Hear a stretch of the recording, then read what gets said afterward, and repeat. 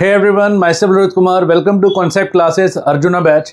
सो आज हम करेंगे एसिड बेस एंड सॉल्ट। देखो, एसिड बेस देखा जाए चैप्टर बहुत सिंपल है और उसमें से बोर्ड में भी है ना बहुत बेसिक क्वेश्चन ही आते हैं, बट कुछ एक दो हैं जो डिफिकल्ट वाले आते हैं, तो वो भी हम सारे डिस्कस करेंगे। पूरा का पूरा चैप्टर हम करने वाले हैं फ्रॉम 0 to 100 तक, ठीक है। तो पहले बेसिक समझेंगे कि एसिड बेस होता क्या है, और आपको पता है एसिड और बेस मिलके ही सॉल्ट बनाता है। जब एसिड और बेस मिलेगा तभी क्या बनेगा, हमारा सॉल्ट और वाटर बनेगा। मैं यही चीज़ देखना बार बार रिपीट कराऊंगा। बच्चे क्या करते हैं, बच्चे रट रहे होते हैं रिएक्शन को, मैं रटवाऊंगा नहीं आपको। एसिड और बेस से क्या बनता है, सॉल्ट और वाटर। देखना घूम फिर के एक ही बात आने वाली है। तो स्टार्ट करते हैं without any further delay. Let's start this chapter. Look, सबसे पहली बात देखो एसिड होते क्या हैं। देखो एसिड है ना, पता है खाने वाले भी होते हैं, आप खाते भी हो एसिड, पता है आपको, एडिबल एसिड कहते हैं उनको। बट सारे एसिड आप खा भी नहीं सकते। जैसे example low, HCl hydrochloric acid, king of acid sulphuric acid, ठीक है, नाइट्रिक एसिड। ये एसिड इतने स्ट्रॉन्ग होते हैं आप खाओगे तो आपकी जीभ जल जाएगी। तो इतने ज़्यादा स्ट्रॉन्ग होने की वजह से आप इनको खा नहीं सकते। बट कुछ एसिड को आप खा भी सकते हो, जैसे कि लेमन में हो गया, है ना, लेमन वाला एसिड हम खाते हैं, है ना, सिट्रिक एसिड हो गया, ऑक्सैलिक एसिड हो गया। तो ये सारे एसिड हम खाते भी हैं। तो कुछ एसिड हम खाते हैं, कुछ एसिड नहीं खाते। एडिबल और नॉन एडिबल एसिड भी होते हैं, ठीक है। एग्जैक्टली एसिड करता क्या है, ध्यान से सुनो। ये कुछ बेसिक हमारे नेचुरली अकरिंग एसिड है। जैसे कि विनेगर में कौन सा एसिड होता है, विनेगर में होता है आपका एसिटिक एसिड, ये हमने बचपन से याद किया है।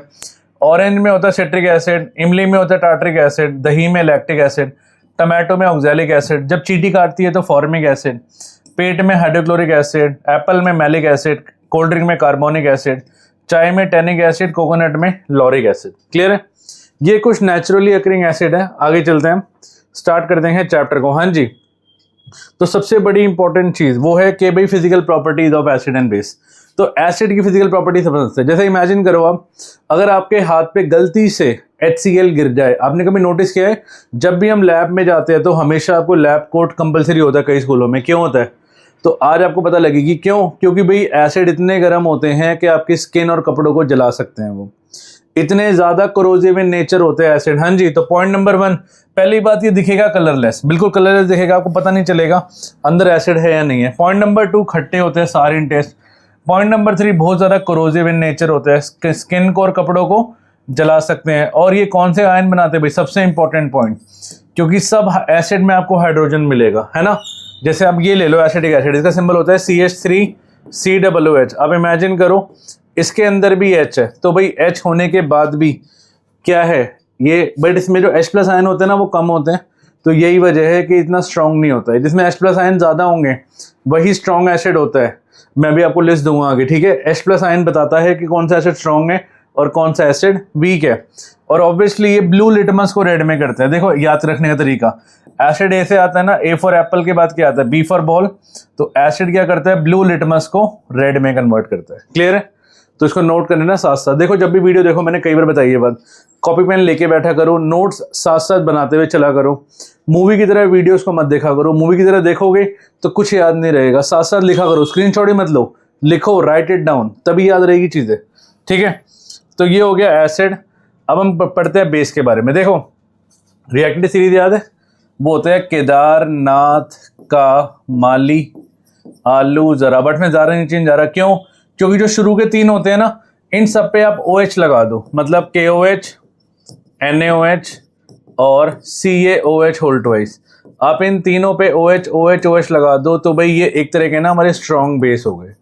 और है ना, वैसे ये नेचर भी होता है। आप ऐसे एक याद रख लो कि मेटल को बेस पसंद है ना, मेटल को बेस पसंद है, मतलब आप मेटल ऑक्साइड बोलो, आप मेटल हाइड्रोक्साइड बोलो, आप मेटल कार्बोनेट बोलो, आप मेटल की कोई भी चीज़ ले लो, मेटल के साथ जुड़ी होनी चाहिए। मेटल नहीं कह रहा मैं, मेटल बेस नहीं होगा, ये मत बोल देना कि मेटल बेस होगा, मेटल के साथ लगी हुई चीज़ है। मेटल हाइड्रोजन कार्बोनेट बोलो, सबका नेचर एक ही होता है, वो होता है बेस। तो मतलब मेटल वाली सब चीज़ों का नेचर होता है बेस। तो ऑब्वियसली जो नॉन मेटल वाली चीज़ें होंगी, हाँ जी, जो नॉन मेटल ऑक्साइड होगा उसका नेचर क्या होगा, वो एसिड होगा, सीधी सी बात है। तो भाई जो सारे के सारे एसिड होते हैं वो H+ आयन बनाते हैं, और सारे के सारे बेस आपके OH- आयन बनाते हैं। वो ब्लू टू रेड करते हैं, ये रेड टू ब्लू करते हैं। अच्छा, एसिड ज़्यादातर खट्टे मिलेंगे आपको, है ना। एसिड कैसे मिलते हैं, नींबू खट्टा होता है, बट ये कड़वे मिलेंगे, they are bitter in taste. जैसे कि NaOH मैंने बताया ना, मोस्ट स्ट्रॉन्ग एसिड के नाम आप इससे याद कर सकते हो। शुरू के 3 रिएक्टिव सीरीज खत्म, ठीक है। बाकी अगर आपको वैसे करना है तो milk of magnesia, baking soda हो गया, जो भी इसमें डाला जाता है पकोड़े में, ठीक है। इसको नोट करो, हम आगे चलते हैं नेक्स्ट पे। फिजिकल प्रॉपर्टी देखो ये भी सेम होते हैं, कलरलेस होते हैं, कड़वे होते हैं, they are bitter in taste, soapy to touch, भाई साबुन इससे बना होता है, ठीक है। OH माइनस आयन देते हैं, रेड टू ब्लू करते हैं, और मैंने ये तो बता चुका हूँ पॉइंट। ऑक्साइड और हाइड्रोक्साइड क्या होते हैं, अपने आप में बेसिक होते हैं, और बेसिड क्या करेगा, बेसिड करेगा रेड टू ब्लू। क्लियर है, तो इसको नोट करो, हम आगे चलते हैं नेक्स्ट पे। हाँ जी, इंडिकेटर देखो, इंडिकेटर नाम से ही पता लग रहा है, इंडिकेटर का मतलब होता है जो इंडिकेट करता है, जो इंडिकेट करेगा, बताएगा, क्योंकि हर एसिड को हम टेस्ट करके पता नहीं लगा सकते। अब जैसे मान लो मैंने HCl दे दिया, आपने टेस्ट करा, आपकी तो जीभ ही खत्म हो जाएगी, ऐसा ही होगा, क्योंकि भाई हर एसिड को आप टेस्ट नहीं कर सकते, मान लो इस चीज को, उसके लिए बने हैं इंडिकेटर। अब इंडिकेटर की भी 3 कैटेगरी है, वो इंडिकेट कैसे करेगा, वो निकल के तो बोलेगा नहीं कि देखो सर मैं एसिड हूं, देखो मैं बेस हूं, वो करेगा क्या, वो या तो अपना कलर बदलेगा या भाई वो अपनी स्मेल बदल लेगा, ठीक है। तो मेनली 3 टाइप के इंडिकेटर होते हैं हमारे पास, है ना, there are 3 type of indicator. एक जो नेचर हमें देता है उसको हम कहते हैं नेचुरल इंडिकेटर, ठीक है। नेचर से आपको क्या क्या मिलता है, देखो लिटमस मिलता है, लिचन से मिलता है ये, है ना। आपको लाल पत्ता गोभी, red cabbage leave extract, flower of hydrangea plant, एक फ्लावर होता है जो एसिड में अलग कलर देता है, बेस में अलग कलर देता है। हल्दी हो गई, ये भी एक तरह का इंडिकेटर होता है। दूसरा होता है जो भी फैक्ट्रियों में बनते हैं, उनको हम सिंथेटिक इंडिकेटर कहते हैं। सिंथेटिक हो गया जैसे कि मिथाइल ऑरेंज। अब मिथाइल ऑरेंज में देखो एसिड में अलग कलर देगा और बेस में अलग कलर देगा। फिनोप्थिलीन, फिनोप्थिलीन में बेस में पिंक कलर देता है और एसिड में क्या देता है, कलरलेस रहता है। तो जैसे मान लो मैं आपको कोई सॉल्यूशन दूं A, मैं बोलूं मुझे बताओ एसिड है कि बेस है, आपका फिनोप्थिलीन है, आपने फिनोप्थिलीन डाला, वो एज इट इज रहा कलरलेस, तो मतलब वो एसिड है, और अगर वो पिंक हो गया तो समझ जाना वो क्या है, वो बेस है। इतना सिंपल है, पता है ये, ठीक है। अच्छा एक और होता है भाई, अभी तो हमने क्या, एक था नेचुरल, एक था सिंथेटिक, और एक है ऑल फैक्ट्री। ऑल फैक्ट्री क्या करता है, स्मेल बदल लेगा अपनी ना स्मेल बदल लेता है भाई, वो अजीब अजीब सी स्मेल दे देगा। जैसे एग्जांपल लो, वो सब्सटेंस जो अपनी स्मेल बदल लेते हैं, ऑर्डर बदल लेते हैं। एग्जांपल हो गया अनियन, अनियन हो गया वनीला एसेंस, शायद आपने सुना हो वनीला एसेंस के बारे में कि भाई ये फ्लेवरिंग एजेंट होता है, ये ना फ्लेवर में, जैसे आप आइसक्रीम खाते हो ना बहुत अच्छी खुशबू आती है, वो इसकी वजह से आती है, ठीक है। क्लोव ऑयल, लौंग का तेल हो गया, वो भी इसी की वजह से होता है। तो ये सारे के सारे हमारे क्या है, ऑल फैक्ट्री इंडिकेटर। अब देखो शुरू करते हैं आपके रिएक्शंस। कह रहे हैं मुझे बताओ एसिड मेटल से कैसे रिएक्ट करेगा। तो ये तो हमने रिएक्शन कई बार की भी है क्लास में। मेटल आप ले लो, जैसे Zn मान लो, एसिड पढ़ते ही दिमाग में एक ही चीज स्ट्राइक करनी चाहिए, क्या, HCl। क्लियर है, तो ये बनाएगा HCl।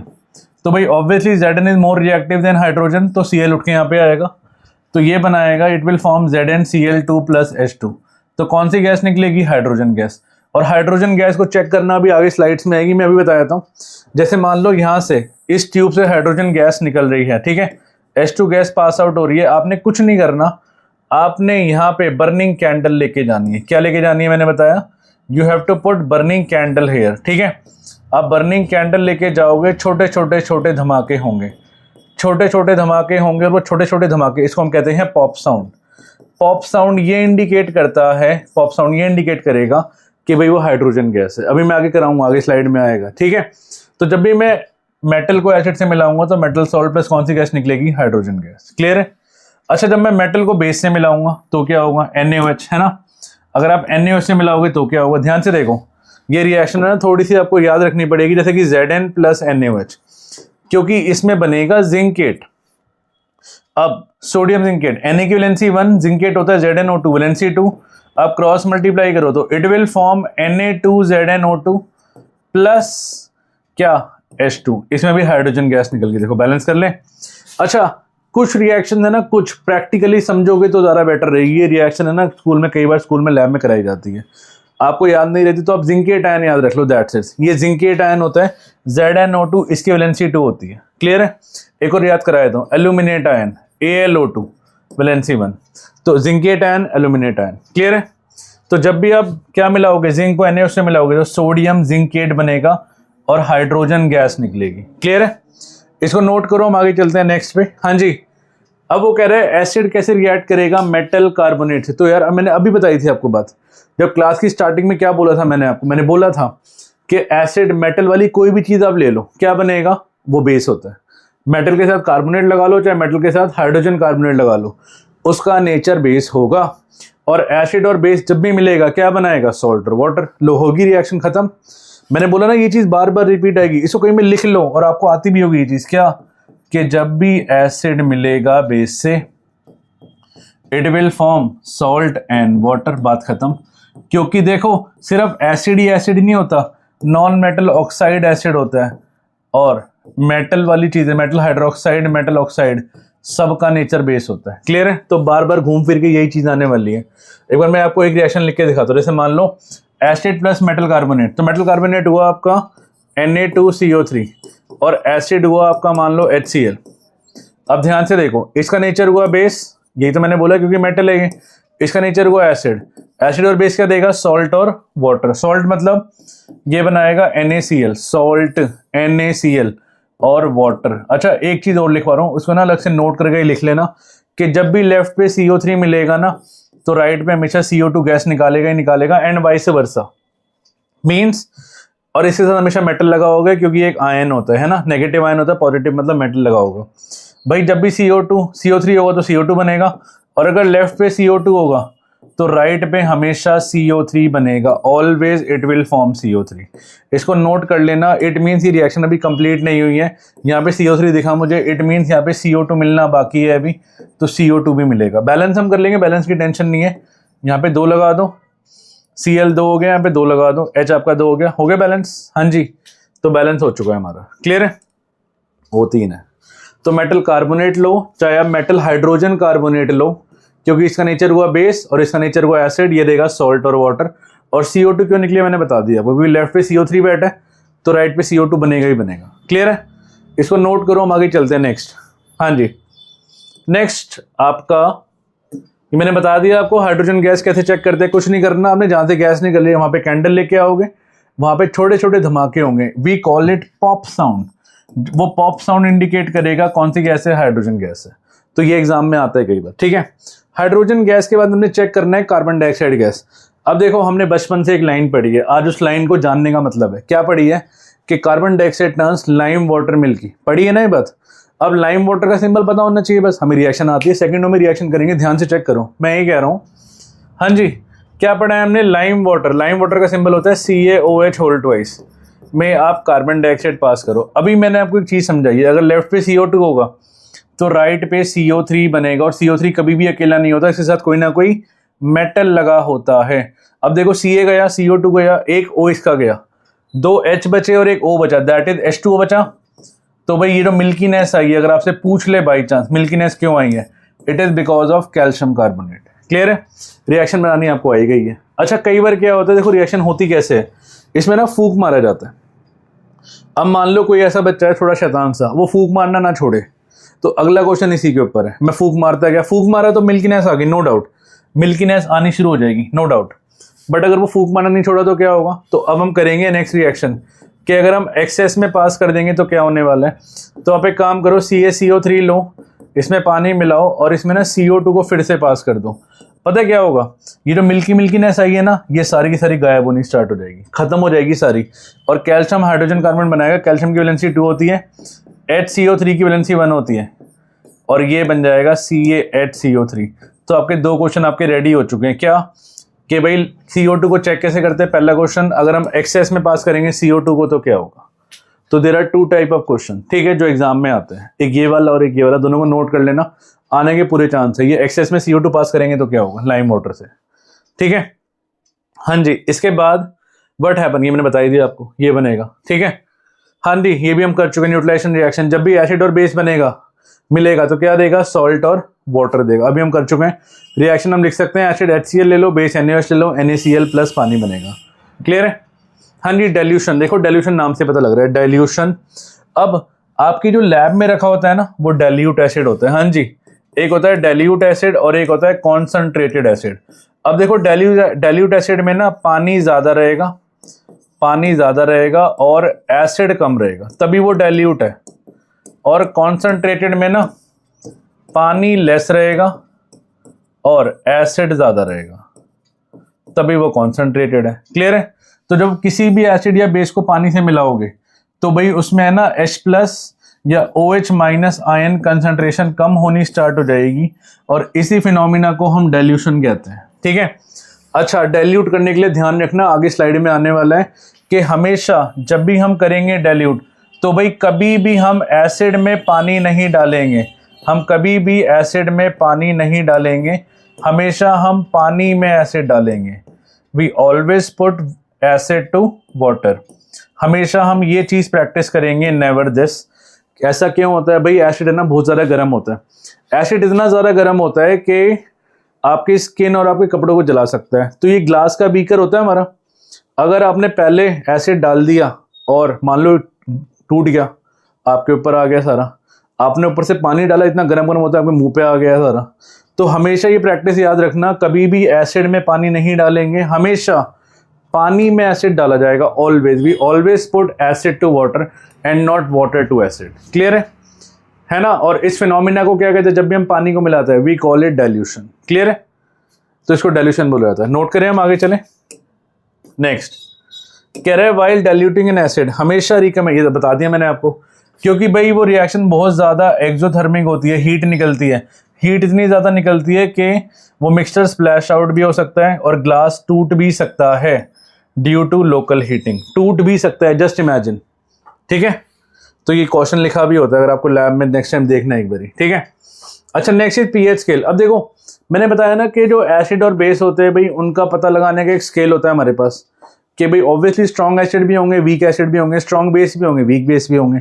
तो एक है ना पीएच स्केल नाम की चीज़ होती है, फुल फॉर्म याद कर लेना। पी का मतलब होता है पोटेंस, पी फॉर पोटेंस, और एच फॉर हाइड्रोजन।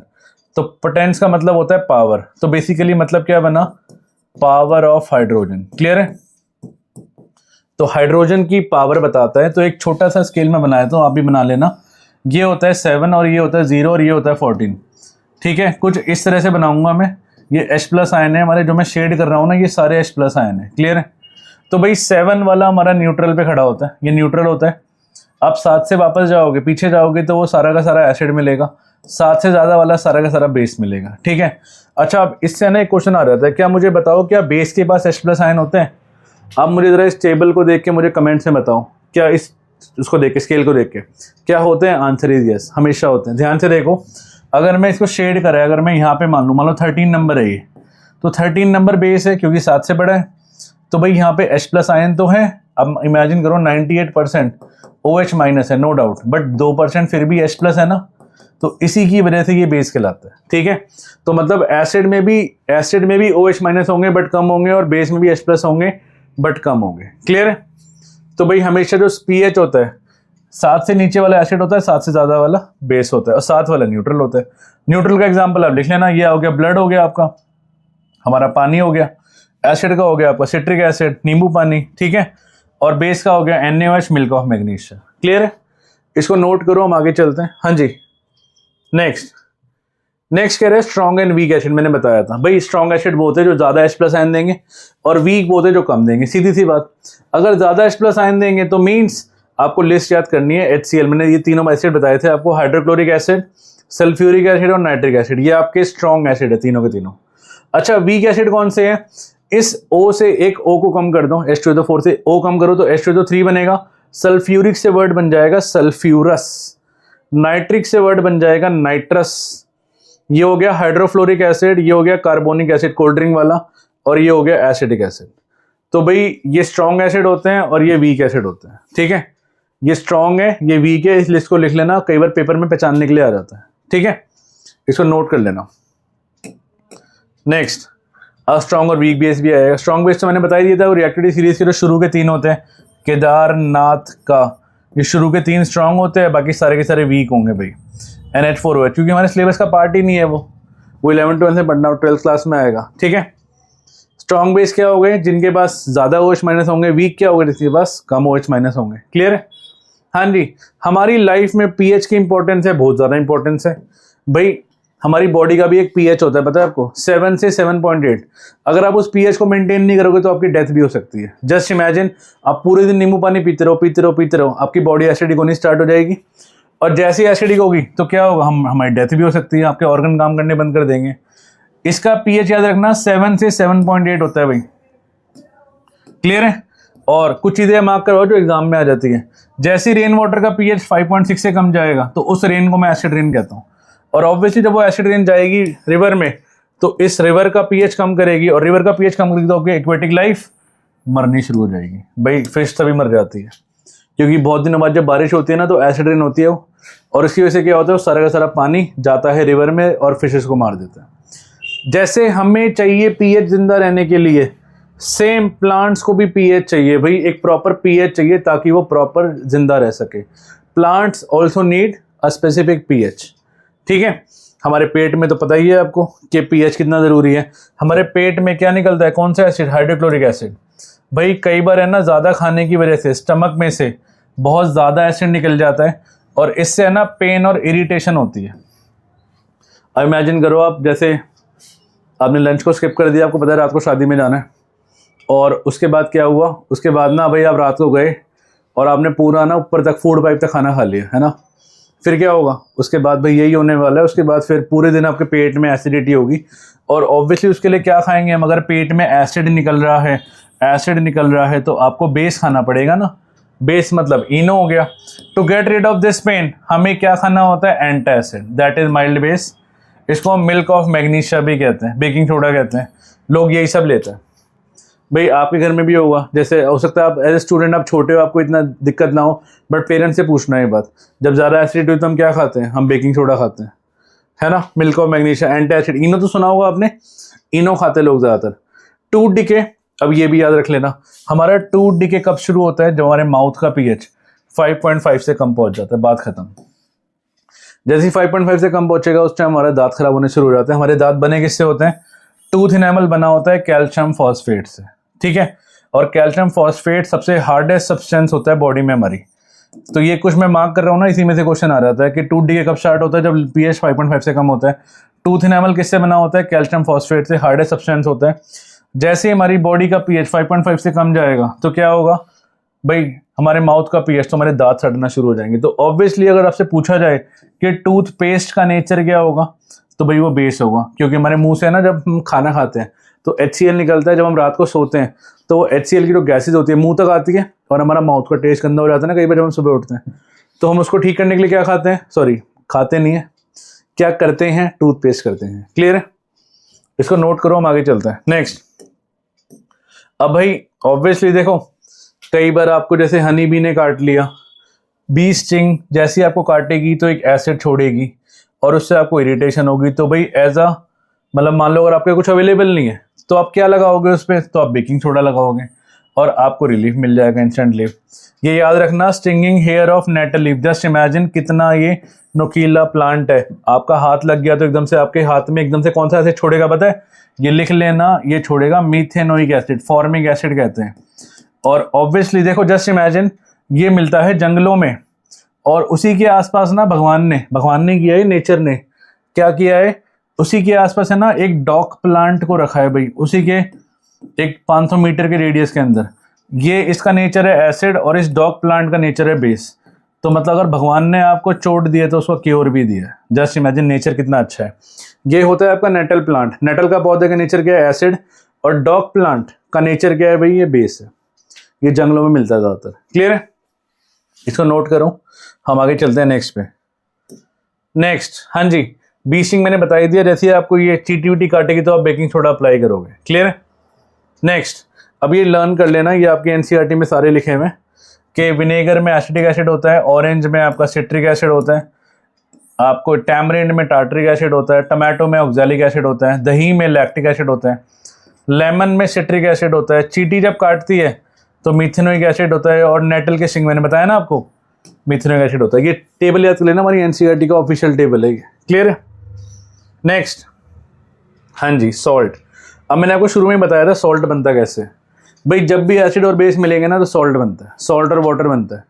तो एसिड और बेस मिला के ही सॉल्ट बनता है हमारा, सॉल्ट एंड फैमिली। और सॉल्ट की शुरुआत किसने करी थी आपको पता होगी, बट हिस्ट्री में पढ़ी भी होगी नहीं, सॉल्ट सत्याग्रह नहीं। अच्छा, फैमिली ऑफ सॉल्ट क्या होती है, जैसे एग्जांपल लो, सल्फेट फैमिली। सल्फेट फैमिली का मतलब हुआ जिनके पीछे SO4 लगा होता है। एक होती है सोडियम फैमिली, जिनके आगे Na लगा होता है। तो sulphate family, SO4 family. Clear है, सल्फेट फैमिली और सोडियम फैमिली। Na क्या बताएगा, सोडियम फैमिली, SO4 क्या बताएगा, सल्फेट फैमिली। क्लियर है, तो इसको नोट कर लेना। हम सॉल्ट वाला पार्ट शुरू कर रहे हैं और आपको पता है सॉल्ट वाले पार्ट से आपका एक क्वेश्चन फिक्स है जो एग्जाम में आना है। अगला टॉपिक है हमारा वाटर ऑफ क्रिस्टलाइजेशन। आपने कभी नोटिस किया है, एक छोटा सा एग्जांपल समझाता हूँ मैं आपको। इमेजिन करो आप, मान लो एक टेस्ट ट्यूब में मैं साबुन लूँ और एक टेस्ट ट्यूब में सर्फ एक्सेल लूँ, और दोनों में मैं ना इक्वल साबुन और सर्फ डालूँ, और दोनों में मान लो 10 ml पानी डालूँ और यहाँ भी 10 ml पानी डालूँ। अब जस्ट इमेजिन ज़्यादा झाग किस में बनेगा, सोच के देखना भाई। अगर आप नोटिस करोगे ना तो इसमें ज़्यादा झाग बनेगा। You know why? क्योंकि ऑलरेडी ना पानी उसमें होता है in the form of crystals, we call it water of crystallization. भाई ऑलरेडी ना सॉल्ट, जो कलरफुल सॉल्ट होते हैं, जैसे कि ये कॉपर सल्फेट, इसको ब्लू विट्रोल कहते हैं, ये लिख भी लेना, ब्लू विट्रोल।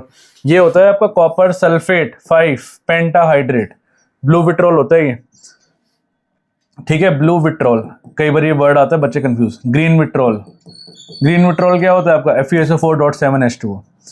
तो भाई, और CaSO4, देखो कैल्शियम तो वाइट होता है ना, तो वाइट कलर का। MgSO4 ये वाइट कलर का। Na2CO3.10H2O ये ट्रांसपेरेंट वाइट होता है। ये हमारा वॉशिंग सोडा होता है, जो कि ना डोमेस्टिकली सफाई के काम आता है। क्लियर है? तो भाई ये हमने सारे पढ़ने। ये what is water crystallization? It is the fix number of water molecule present in one formula of a salt. एक सॉल्ट में आपको कितने पानी के मॉलिक्यूल मिलेंगे? 2 भी मिल सकते हैं, 5 ही मिल सकते हैं, वो डिपेंड करता है। ठीक है, अब हम सॉल्ट के बारे में पढ़ने वाले हैं, लास्ट टॉपिक है आपका। तो भाई सॉल्ट हमने 5 पढ़ने हैं गिनती के। शुरुआत करेंगे पहले से, वो है आपका क्लोरएल्कली प्रोसेस, दैट इज NaOH। भाई हम नमक खाते हैं, कभी नोटिस किया है वो नमक का सिंबल क्या होता है? सिंबल होता है NaCl। ठीक है, तो जस्ट इमेजिन हम NaCl से कितनी सारी चीजें बना लेते हैं।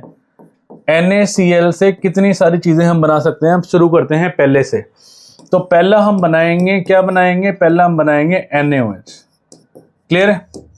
NaOH बनाएंगे। शुरुआत करते हैं, मैं आपको रिएक्शन साथ साथ याद करा देता हूँ।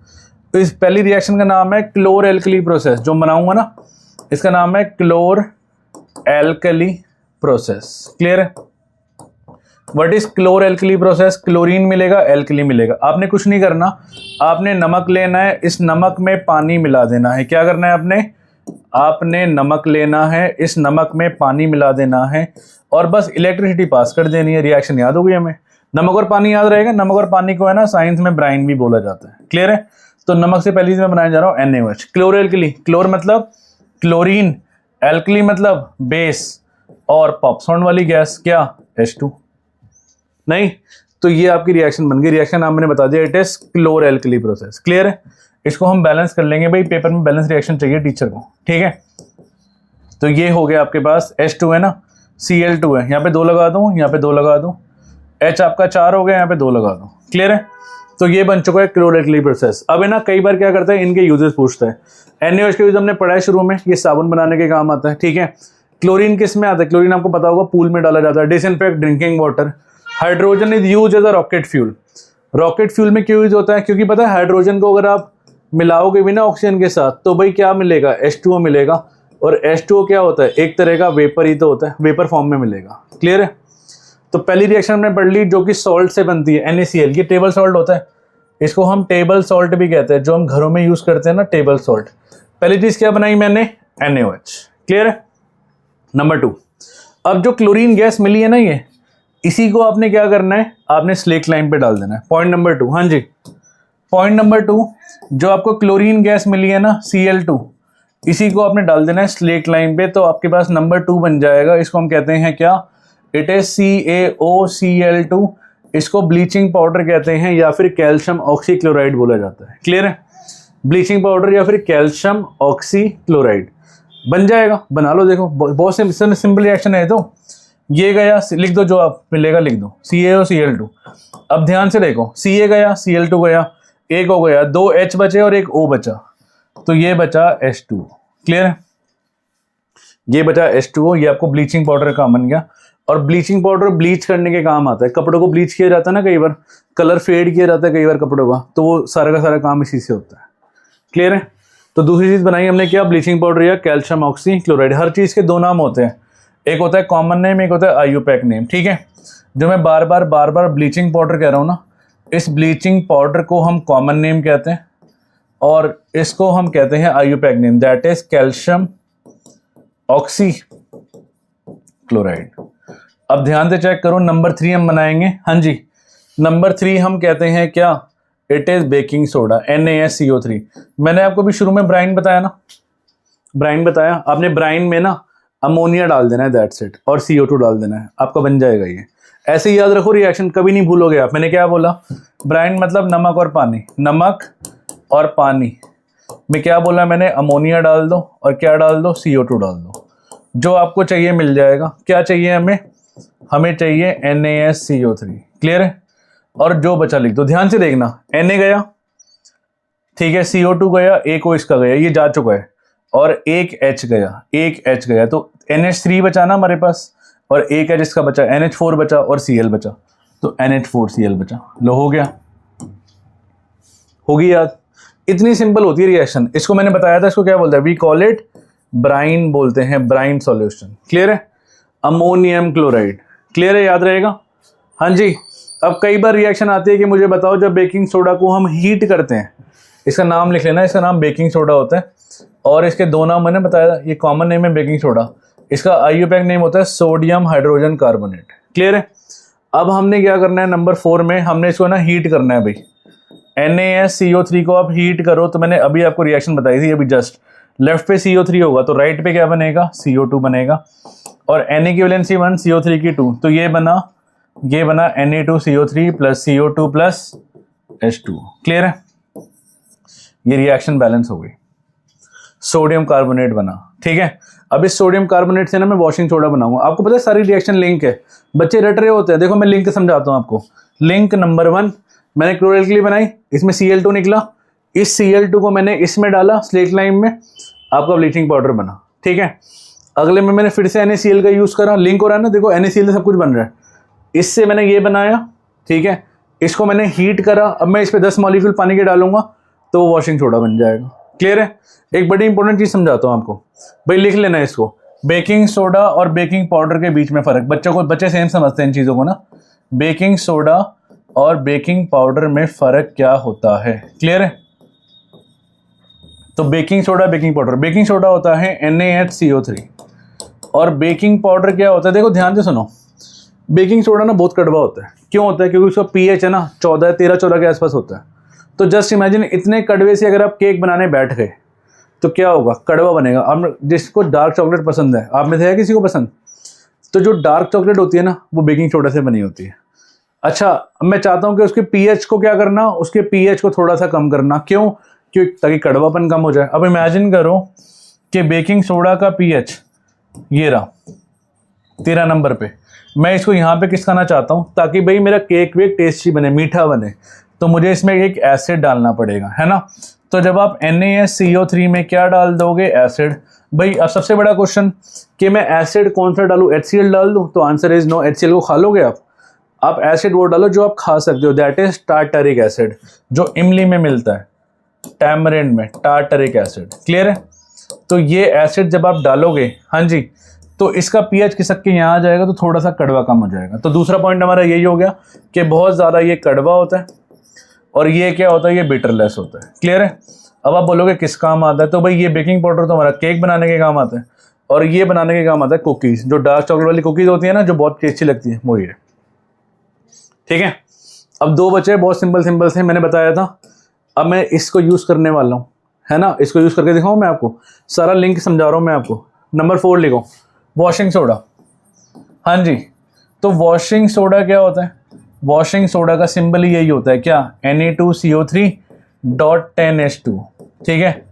इसका ज़रा रिएक्शन लिखे वाले फिर समझते हैं। तो Na2CO3 जो लेफ्ट में मिला था, बेकिंग सोडा को हीट करके आपने 10 मॉलिक्यूल पानी के डाल देना है, क्योंकि इसमें वाटर ऑफ क्रिस्टलाइजेशन होती है, तो ये बनेगा, इट विल फॉर्म Na2CO3.10H2। इसका ज़रा नेमिंग कर ले एक बारी भाई, नेमिंग कर ले इसका नाम होता है सोडियम कार्बोनेट। हाँ जी, सोडियम कार्बोनेट। 10 को मैं डेका बोल दूं, डेका, और पानी को मैं हाइड्रेट बोल दूं, sodium carbonate Deka hydrate. Clear है। डेका मतलब 10 मॉलिक्यूल पानी के होते हैं, 2 होंगे तो डाई बोलूंगा, अभी आधा भी आएगा उसको हेमी बोलूंगा। ध्यान से देखना। तो देखो कितनी सिंपल रिएक्शन है। इसे सिंपल रिएक्शन देखिए आपने, 10 मॉलिक्यूल पानी के मिलाए और .10H2 लग गया। क्लियर है। नंबर 5, हाँ जी, इसके यूजेस और इसके भी यूजेस रह गए। तो तो इसका यूज़ क्या होगा भाई, ऑब्वियसली इसको तो पता है केक ब्रेड में काम आता है, जो फ्लफीनेस आती है।